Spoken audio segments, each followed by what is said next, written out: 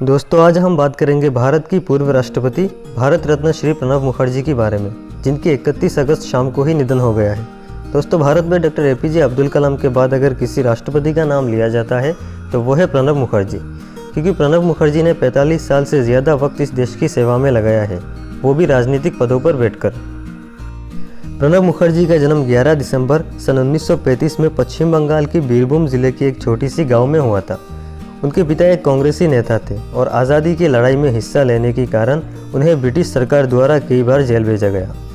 अपने पिता से प्रेरित होकर प्रणब मुखर्जी ने खुद को देश की सेवा में अर्पित करने का फैसला किया था।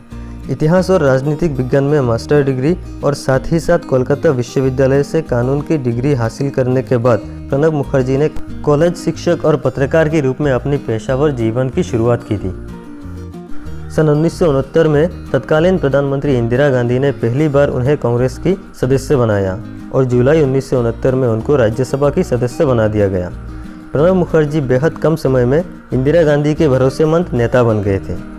इसी के चलते सन 1982 में इंदिरा गांधी ने उन्हें देश की वित्त मंत्री बनाया, लेकिन इंदिरा गांधी की निधन के बाद प्रणब मुखर्जी कांग्रेस से नाराज़ हो गए थे, क्योंकि प्रणब मुखर्जी नहीं चाहते थे कि राजीव गांधी देश की प्रधानमंत्री बने। उनके हिसाब से पार्टी के किसी बड़े नेता को देश की प्रधानमंत्री बनाना चाहिए था। कहा जाता है कि उस समय प्रणब मुखर्जी खुद को देश की प्रधानमंत्री पद के दावेदार मान रहे थे।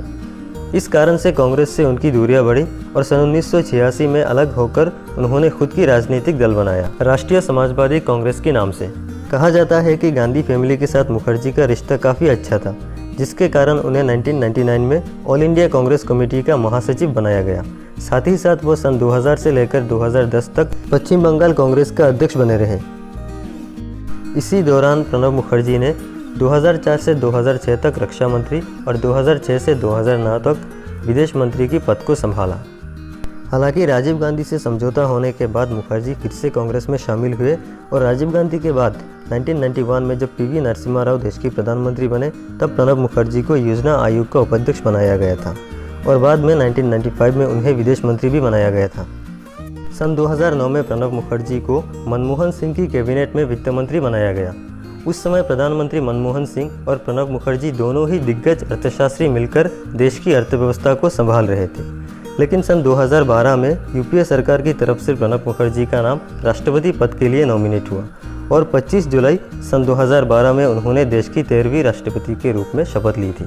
प्रणब मुखर्जी सन 2012 से 2017 तक भारत के राष्ट्रपति बने रहे और सन 2019 में उन्हें भारत रत्न से सम्मानित किया गया था। 10 अगस्त को उन्होंने खुद ट्वीट कर अपनी कोरोना रिपोर्ट पॉजिटिव आने की खबर दी थी, लेकिन किसी और स्वास्थ्य संबंधी परेशानी के चलते उनकी तबीयत और बिगड़ती गई। 31 अगस्त को 84 वर्ष की उम्र में प्रणब मुखर्जी ने आखिरी सांस ली।